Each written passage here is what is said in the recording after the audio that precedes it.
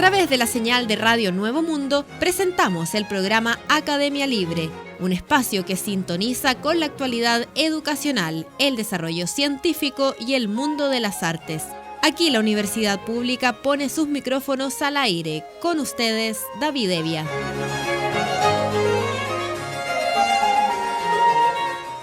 Vaya nuestro saludo a todos los auditores de Radio Nuevo Mundo que a esta hora sintonizan la emisión de Academia Libre, donde la educación, las ciencias y las artes confluyen para hacer de la creación de conocimiento un espacio público.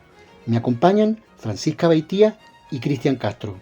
Conversamos sobre educación en Academia Libre, como en cada cuenta pública presidencial, el ítem de educación durante el discurso de Gabriel Boric era altamente esperado, no solo por los asistentes al Congreso, y es que ya antes había expectativas por temas que desde hace varios años rondan en el mundo de la enseñanza, con más peso aún, porque en 2022 el propio presidente había hecho promesas y anuncios, algunos de los cuales siguen pendientes, ejercicio que este año optó por no repetir, obviando incluso algunas aristas en el sector.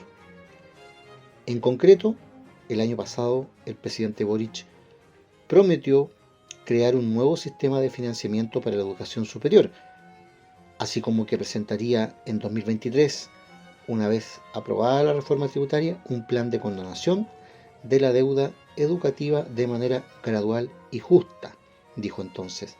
Esa reforma, como se sabe, hasta hoy no ha visto la luz y la supeditación a ese hecho fue nuevamente reiterado. Terminar con el crédito con aval del Estado establece un nuevo sistema de financiamiento para quienes no tienen gratuidad y aliviar la carga de deudas educativas que parecen eternas son compromisos que vamos a abordar con convicción y diálogo.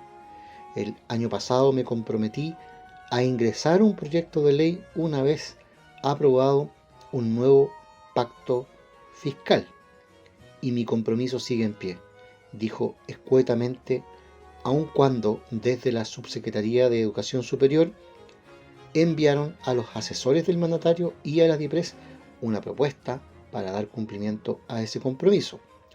Otro de los temas esperados en materia de educación era el de la deuda histórica de los profesores. Pasa que en 2022 el mandatario aseguró que a fines del año pasado presentarían un proyecto de ley de reparación de la deuda histórica. Este proyecto aún no ha sido presentado, por lo que se intuía que se darían algunas luces al respecto. Pero fue todo lo contrario y otra vez con la generación de recursos como condicionante.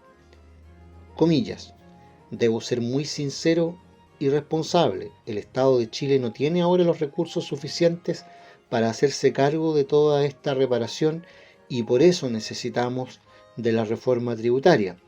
De aprobarse esta, inmediatamente presentaremos un proyecto para cumplir con este compromiso. Cierre comillas. Aseguró, aunque también señaló que la dura realidad de esos profesores los obliga a actuar de inmediato. Estoy disponible para que, considerando las limitaciones presupuestarias, lleguemos a un acuerdo, ya con los representantes de los maestros, para abordar las situaciones más urgentes, dijo. Sobre esto, el Colegio de Profesores reaccionó de inmediato. Estamos muy frustrados. Ha relativizado una promesa que hizo. Ha dicho prácticamente que no se va a cumplir. Es muy lamentable y triste. Presidente, las promesas se cumplen. Creímos en usted y ahora deja el pago supeditado a una reforma tributaria muy incierta, señaló, por ejemplo, Mario Aguilar, presidente del Colegio Metropolitano. Y si el año pasado la educación sexual integral había sido uno de los pilares del ítem referido a educación del discurso, cuando señaló que como gobierno ingresarían un proyecto para que Chile tenga una política nacional de educación sexual integral, coincidencia o no con todo el asunto que se ha generado como polémica, en su alocución en el Congreso no hubo palabras para este ítem. Si al gobierno anterior, por otra parte, le había tocado enfrentar la virtualidad como motivo de la crisis sanitaria, al de Boric le tocó el regreso a las clases presenciales. Así, si el año pasado había dicho que la Política Nacional de Reactivación Educativa Integral Seamos Comunidad, impulsada por su gobierno, busca responder a las necesidades de aprendizaje y bienestar socioemocional provocadas por la pandemia, ahora recordó que en ese marco invirtieron más de 119.000 millones de pesos para reparaciones y mejoras en escuelas y colegios, que para este año proyectan avanzar hasta 155.000 millones, especialmente en sectores rurales, y que en enero de este año convocaron expertos de distintos sectores para conformar un consejo para la reactivación educativa, y en marzo dimos inicio, dijo, al Plan Nacional de Reactivación que busca reducir el ausentismo escolar, fortalecer los aprendizajes y mejorar la convivencia y la salud mental. Recordó también la campaña para convocar a 20.000 tutores voluntarios. Asimismo, remarcó que durante este año se redujo la inexistencia escolar grave en 13% y fijó metas para 2025. Disminuir a la mitad los estudiantes que hoy tienen un nivel de inasistencia grave, alcanzar el promedio de asistencia previo a la pandemia y elevar la tasa de revinculación anual a un 45% de los estudiantes desvinculados. Otro anuncio relevante de 2022 fue en materia de desmunicipalización escolar. Ahí dijo que iba a presentar otra propuesta de ley que mejora el funcionamiento e implementación de los servicios locales de educación pública. Esto, en efecto, ocurrió hace pocas semanas.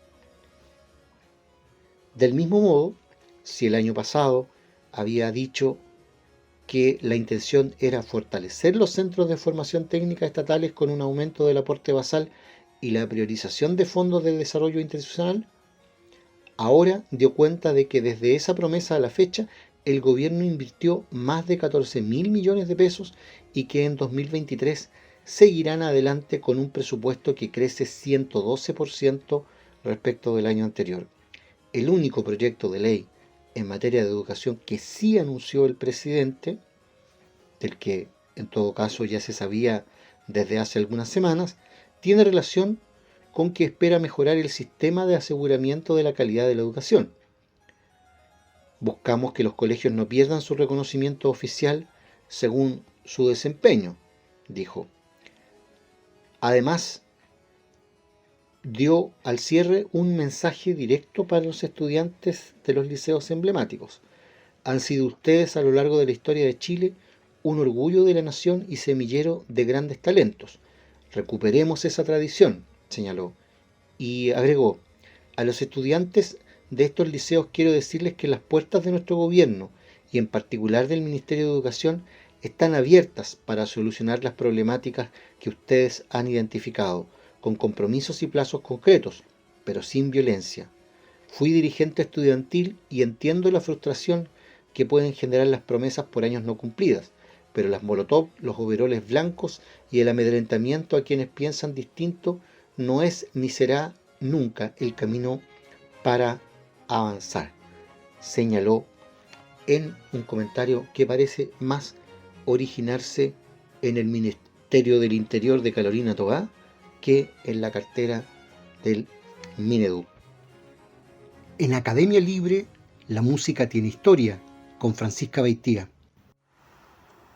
Cirilo Vila, nacido el 7 de octubre de 1937 en Santiago de Chile, fue pianista, compositor, director de orquesta, académico y pedagogo. Considerado como uno de los músicos más ilustres y versátiles del país, algunos críticos del ámbito nacional lo han denominado abridor de caminos, tanto de la música como sobre el contexto en el que la música se inserta, cuya formación se remonta a la tradición legada por Bach, Mozart, Beethoven, Mendelssohn, Schumann, Bernstein y Messiaen, todos ellos sobresalientes creadores e intérpretes.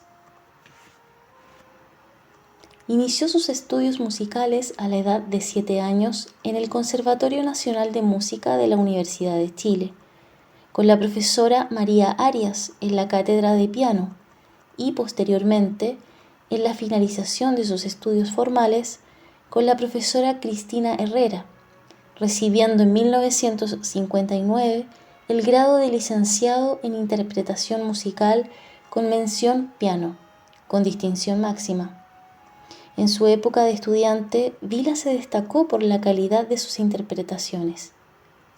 Paralelamente, realizó estudios de armonía y composición con Alfonso Letelier entre 1954 y 1958, lo que constituyó una entrada en la tradición chilena en la enseñanza de la composición, iniciada en el siglo XIX por Pedro Humberto Allende.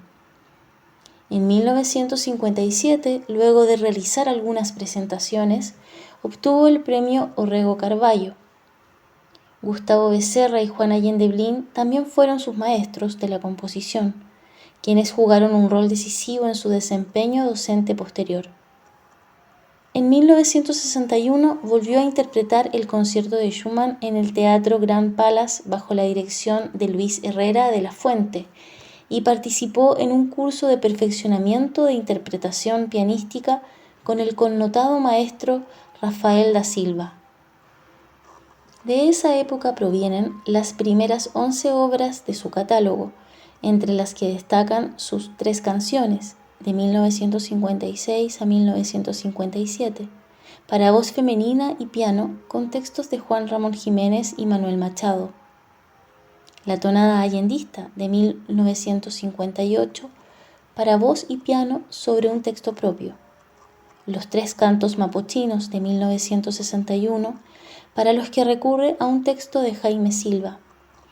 Y las 3 canciones corales inspiradas en textos de Federico García Lorca de 1960, estrenadas en el mismo año en el 7º Festival de Música Chilena, la cual obtuvo una mención honrosa y se destacó por un tratamiento vocal de gran finura, acorde con los versos del poeta, dramaturgo y músico granadino.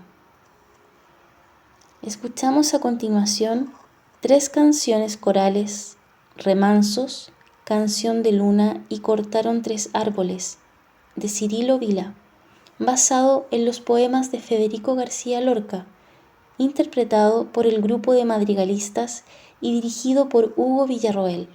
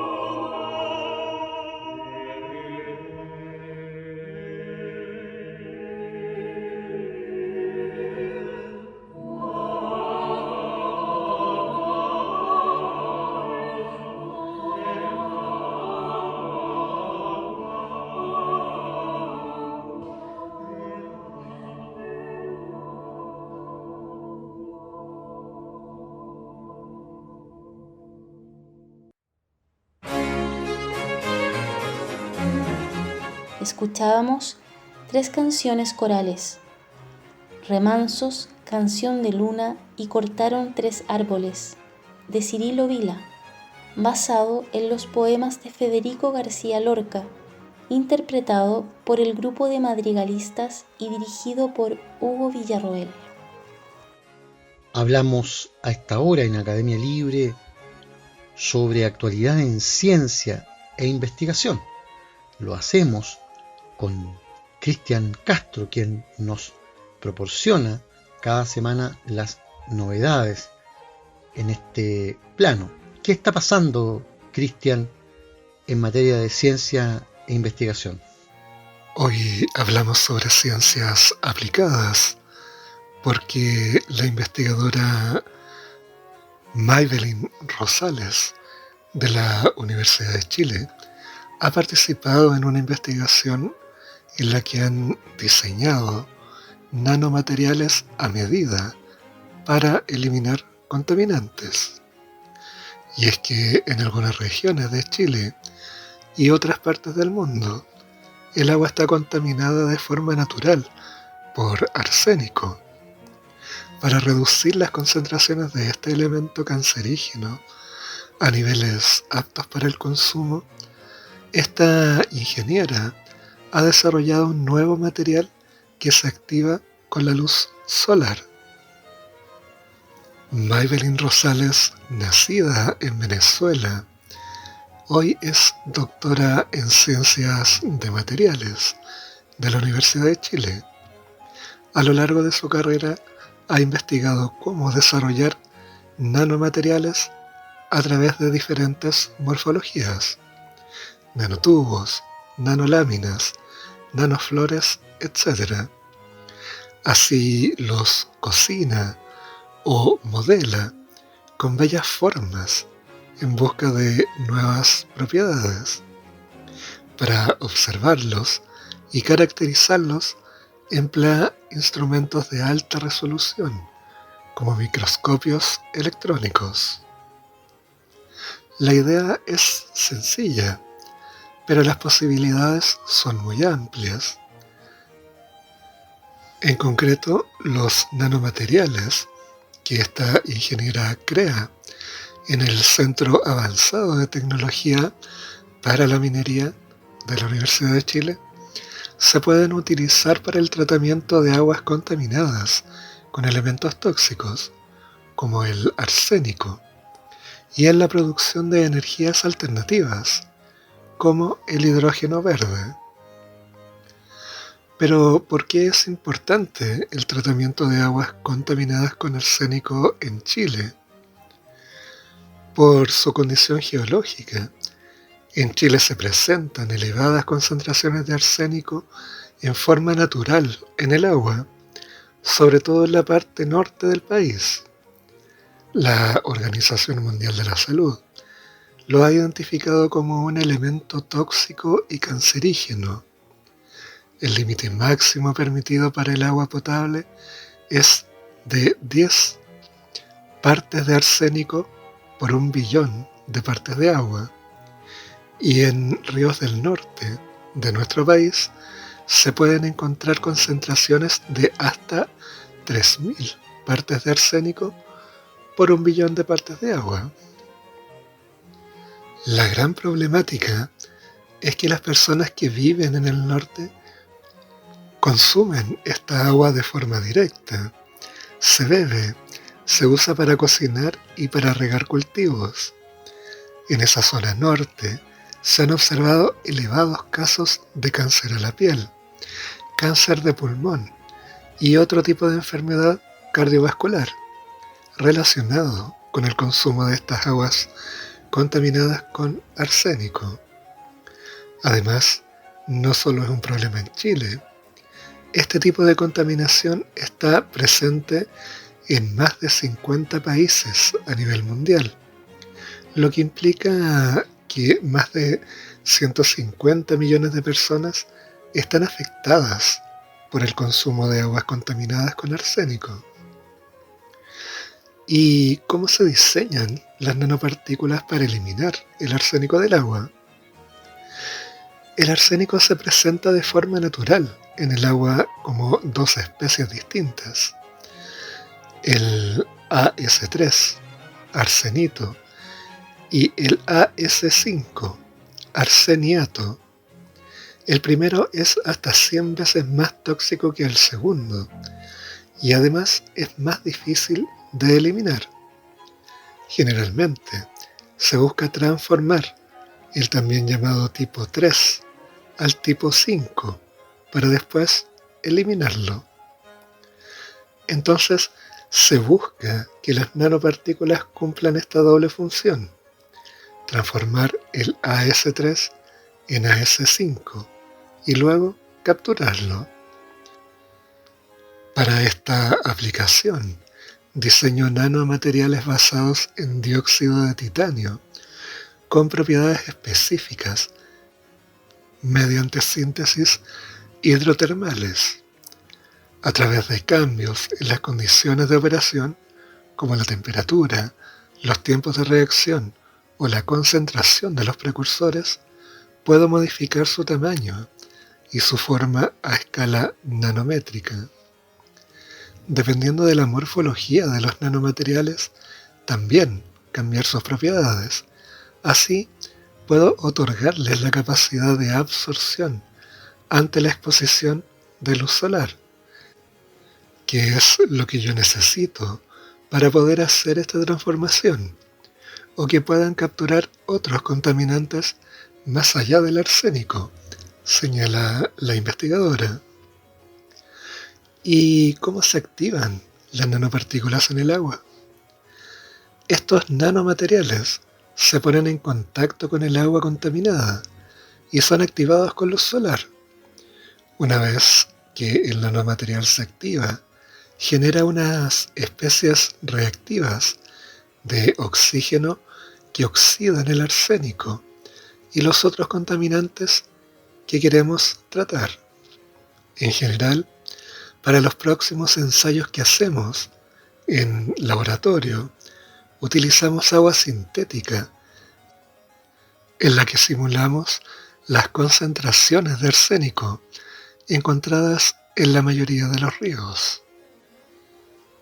En una solución, colocamos un volumen de agua con un porcentaje específico del contaminante, además del nanomaterial en suspensión.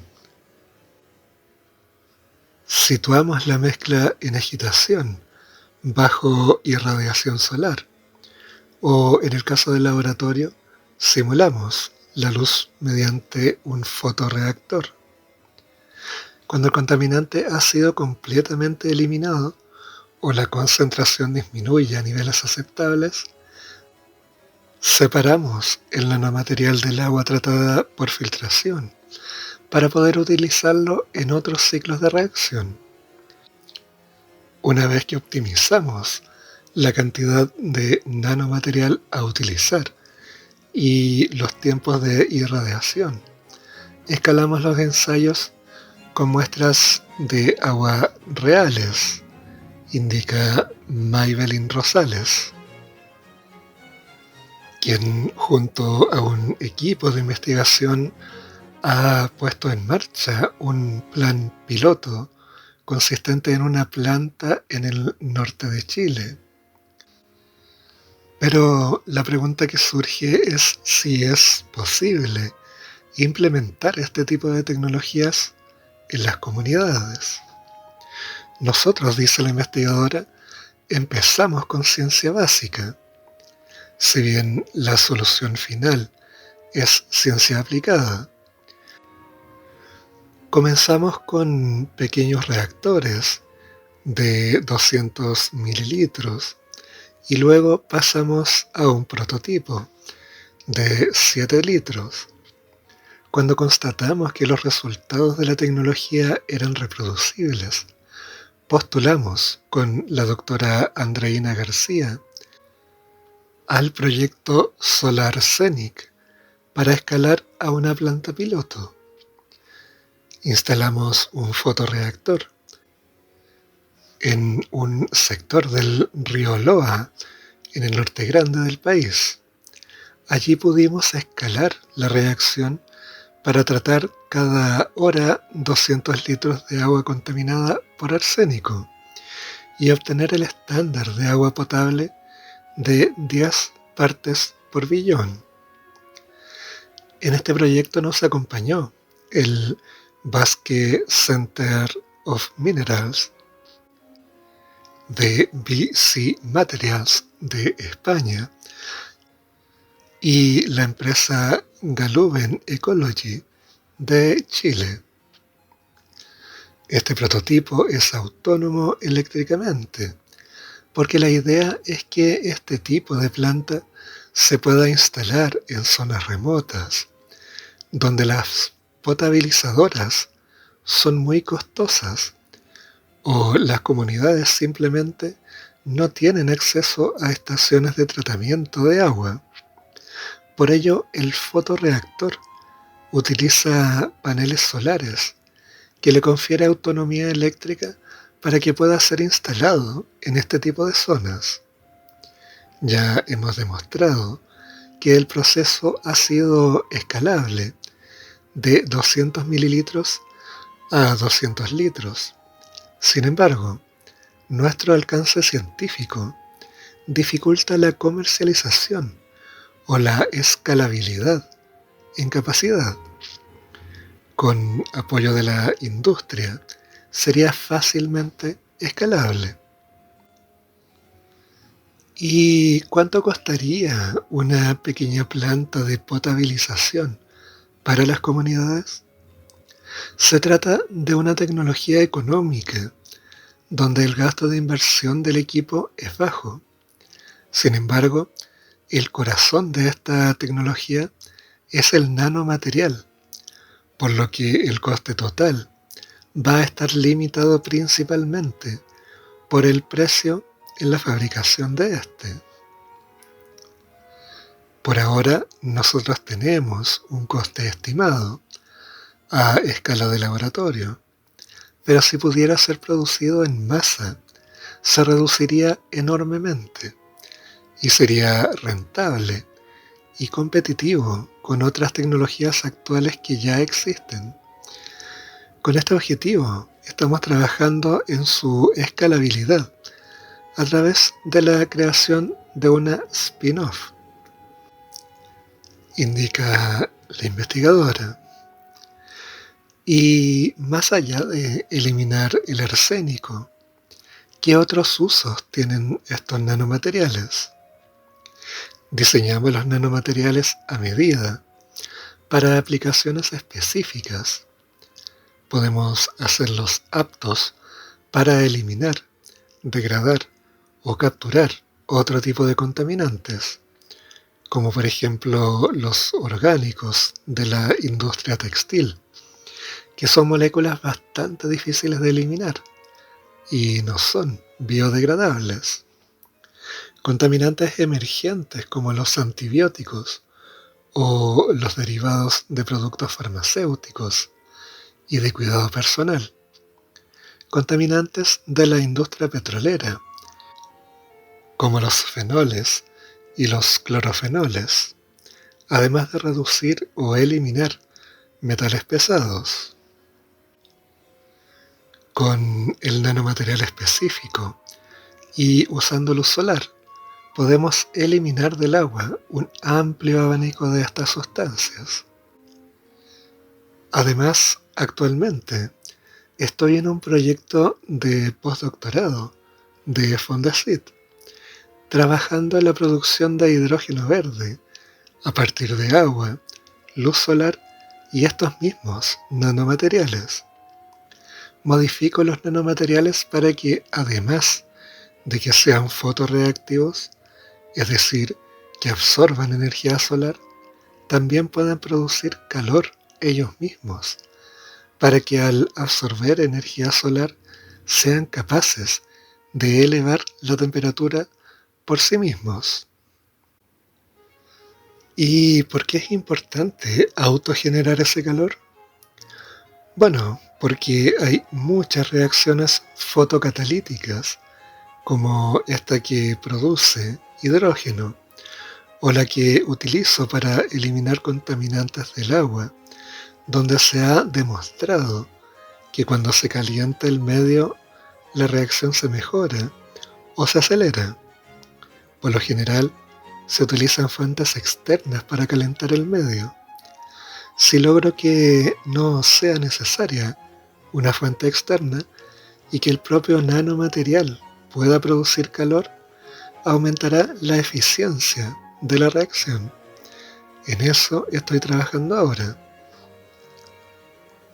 Por otro lado, respecto a los usos de los nanomateriales, investigadores de la Universidad de Chile los emplean como sensores del gas o para modificar membranas en los procesos de desalinización del agua, ya que así pueden mejorar sus propiedades de antibioincrustamiento. Esto evita que se ensucien las membranas y alarga su vida útil en los procesos de osmosis. Como puede verse, los nanomateriales tienen muchísimas aplicaciones. Por último, hay que destacar el gran aporte de esta investigadora, Maybelline Rosales, investigadora de la Universidad de Chile, doctorada en la misma universidad. Ha logrado conseguir una beca Marie Curie. Sí, he sido reconocida con esta beca postdoctoral para tratar aguas con contaminantes emergentes, como los antibióticos, mediante mis nanomateriales y luz solar. También estudiaré las bacterias y los genes que resisten a los antibióticos, junto a estudios de ecotoxicidad. Comenzaré el postdoctorado el año que viene en España, en el BC Materials de Bilbao, pero el programa también contempla una estancia en el Centro de Biología Molecular y Ambiental de Portugal y en la empresa Tel Lab de Irlanda. Vemos entonces que esta investigadora tiene un gran camino por recorrer, desde sus investigaciones en ciencia básica para llegar a una aplicación del todo relevante en materia medioambiental. Estudios encaminados a mejorar la vida de millones de personas. Muchas gracias, Cristian, por ese reporte que nos deja al día en ciencia e investigación. Vamos a la música con Francisca Beitía. En la década del 60, Cirilo Vila permaneció en Europa para realizar estudios de perfeccionamiento en dirección de orquesta en el Conservatorio Santa Cecilia de Italia con Franco Ferrara. Continuó su formación con Pierre Derbout y Manuel Rosenthal en la Escuela Normal Superior de París.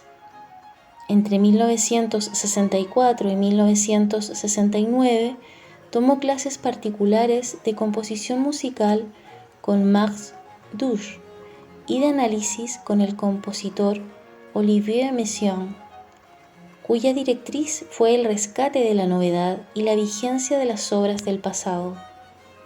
Con todo lo aprendido, Vila estableció una conexión notable con la tradición chilena y latinoamericana, integrando los valores de todas las músicas de todos los tiempos, lo que raramente pasaba en ese momento en que los músicos estaban solamente centrados en la vanguardia. A su regreso en 1970, fue nombrado profesor de jornada completa en el Departamento de Música de la Facultad de Ciencias y Artes Musicales y Escénicas de la Universidad de Chile, y sus actividades se repartieron entre la docencia, la composición y la interpretación pianística, además de labores académicas en cargos de gran responsabilidad. Allí fue responsable de la formación de una generación importante de músicos chilenos de las décadas de 1970 y 1980, muchos de los cuales juegan actualmente un papel fundamental en la escena musical del país. Sus composiciones como Secuencia de 1964, Canto de 1968, Navegaciones de 1976 para soprano y piano basada en textos de Vicente Huidobro, La tonada del transeúnte para clarinete solo de 1980, Recuerdo el mar para tenor y piano de 1984 sobre textos de Pablo Neruda, y la única obra para orquesta sinfónica que escribió, Germinal de 1989, demuestran la humanidad y la expresividad de su música, y que lo condujo más tarde a decantar una estética de la simplicidad. En música popular destacan sus transcripciones de canciones de Víctor Jara y sus canciones compuestas para el grupo Quilapayún. En el ámbito de la música docta o experimental, ha compuesto innumerables obras estrenadas en los principales festivales de música contemporánea del país. Ha escrito para reconocidos intérpretes de la escena nacional. Ha compuesto música incidental para teatro y obras para concursos. En lo que respecta al cine, Vila fue un brillante pianista de soporte de películas del cine mudo.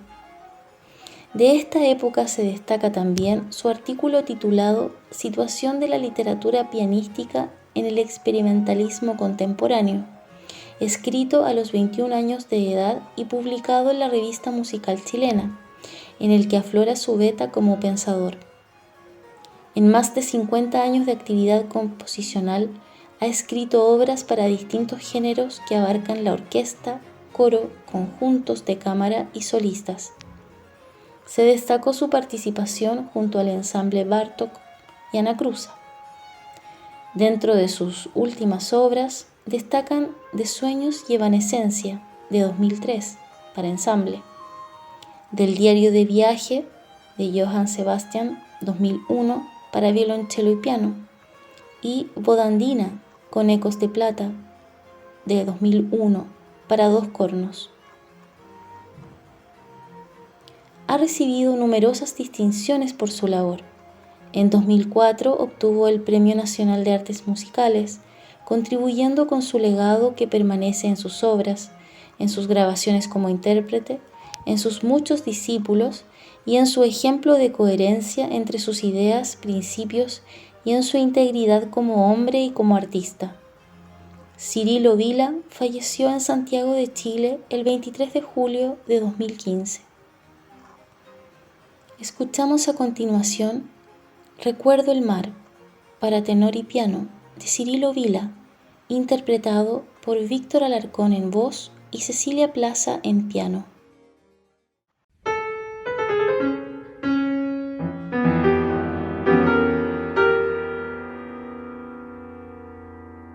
Chileno, has ido al mar en este tiempo.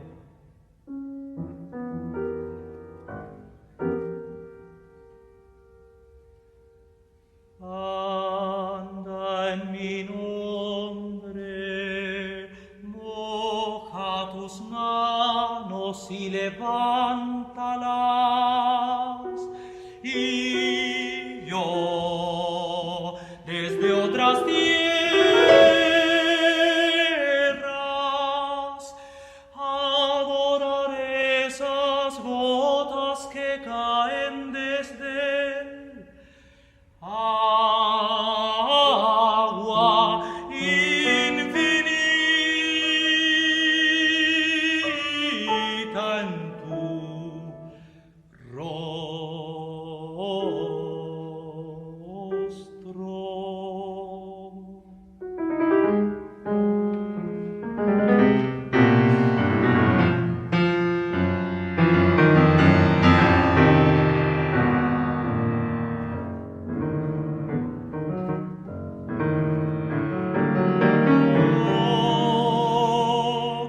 Conozco, he vivido toda la costa mía,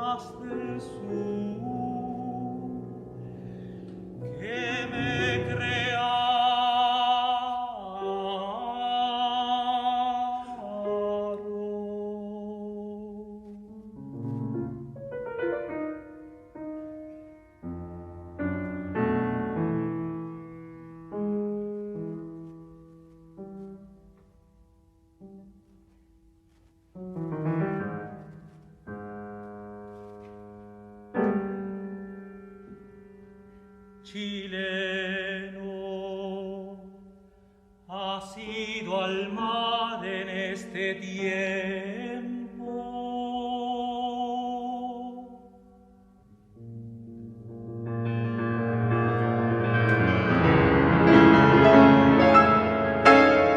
Encarnamos el mar que continúa. Con ninguna agonía moriremos.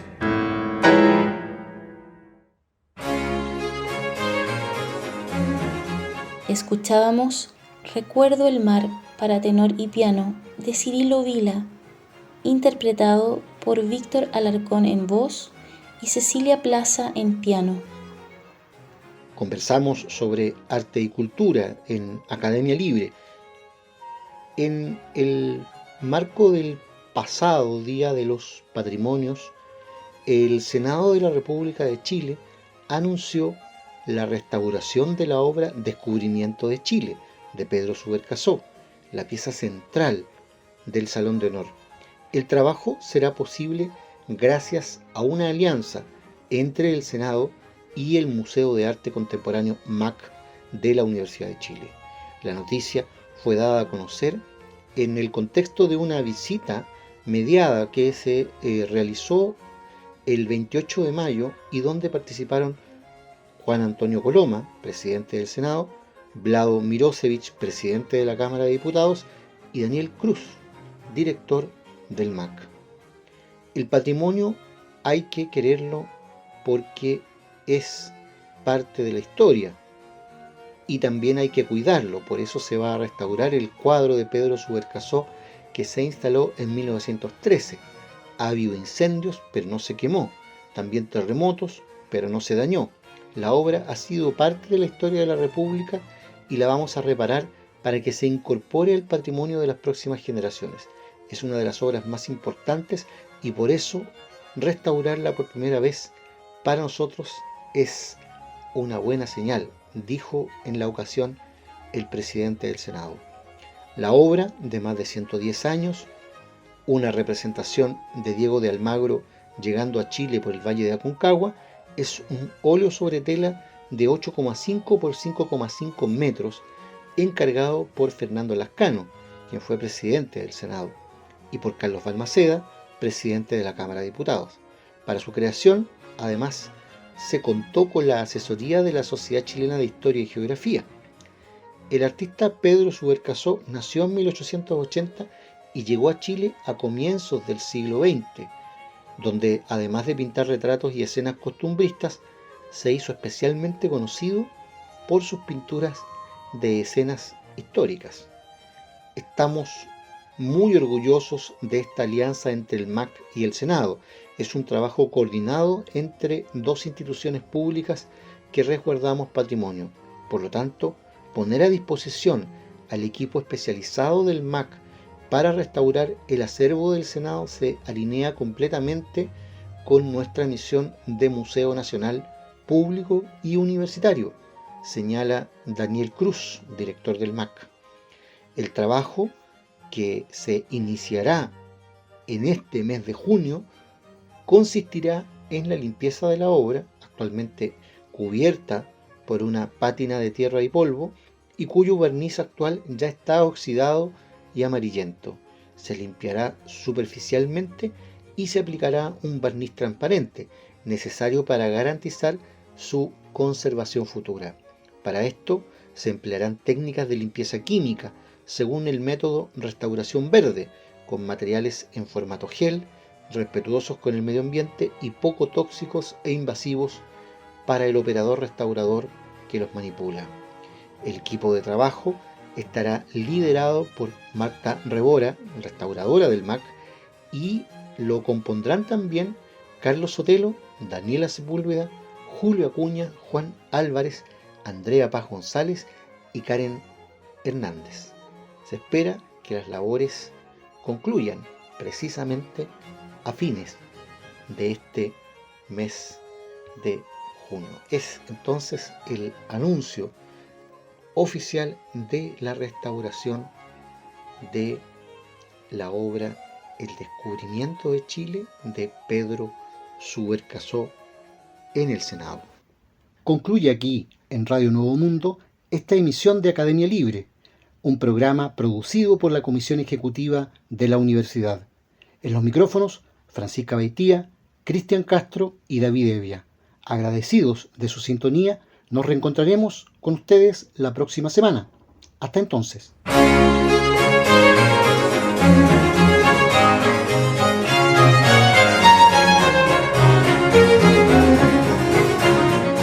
Concluye aquí este capítulo de Academia Libre, un programa que aporta miradas críticas a la construcción de la sociedad.